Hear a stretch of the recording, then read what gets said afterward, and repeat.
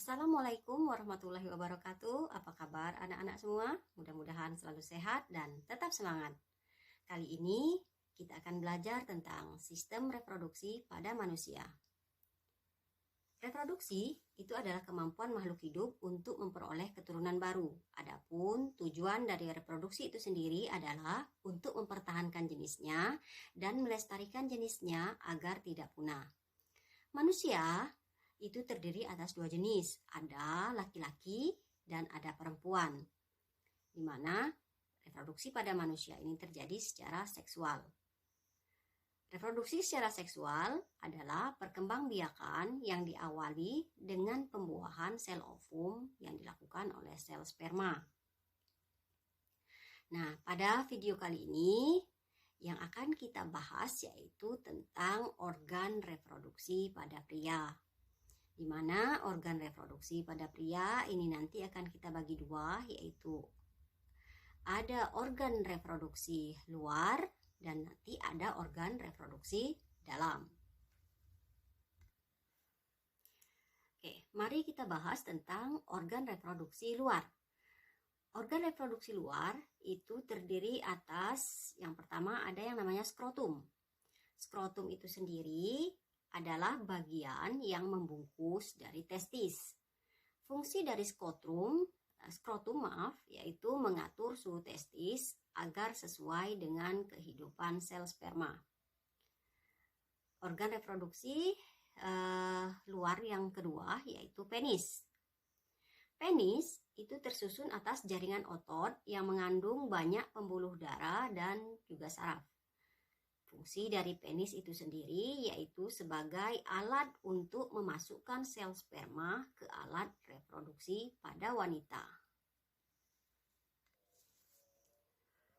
Selanjutnya adalah organ reproduksi dalam.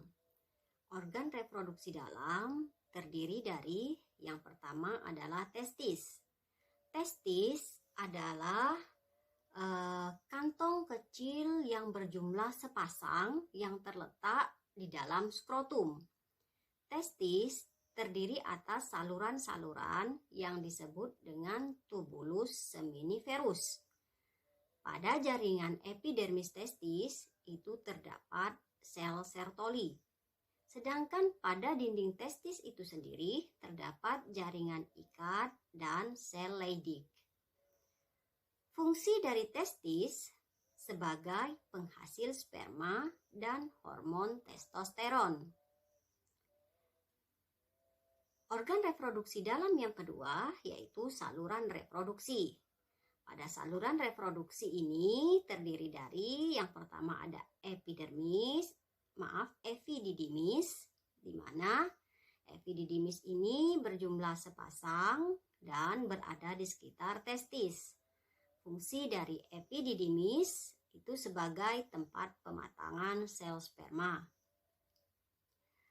Saluran reproduksi yang kedua yaitu vas deferens.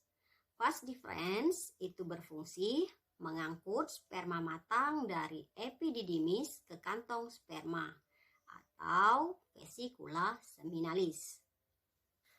Saluran reproduksi yang ketiga yaitu saluran ejakulasi, di mana saluran ejakulasi ini berfungsi menyalurkan sperma matang dari epididymis ke kantong sperma atau vesicula seminalis. Selanjutnya saluran reproduksi yang keempat yaitu uretra. Uretra merupakan saluran kemih dan tempat untuk keluarnya sperma.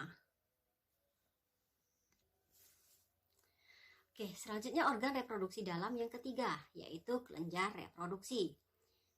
Fungsi dari kelenjar reproduksi yaitu mengaktifkan dan memelihara sel sperma dengan cara mengeluarkan cairan semen.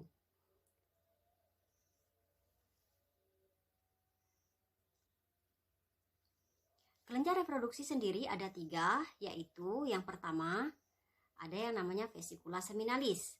Vesicula seminalis ini berfungsi sebagai sumber tenaga bagi sperma ketika dia bergerak mencari sel telur. Yang kedua ada yang namanya kelenjar prostat. di mana berfungsi menambahkan cairan ejakulasi dan berperan penting untuk pertumbuhan dari sel sperma. Yang ketiga, yaitu kelenjar Coover. Kelenjar Coover itu berfungsi untuk melicitkan uretra dan menetralisasi zat asam yang mungkin hadir karena urin di uretra.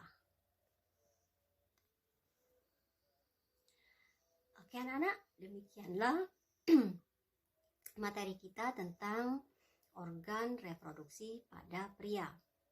Sebagai penutup, silahkan kerjakan latihan soal berikut ini. Segera buat di buku latihan kalian dan kirim foto di grup WhatsApp kita.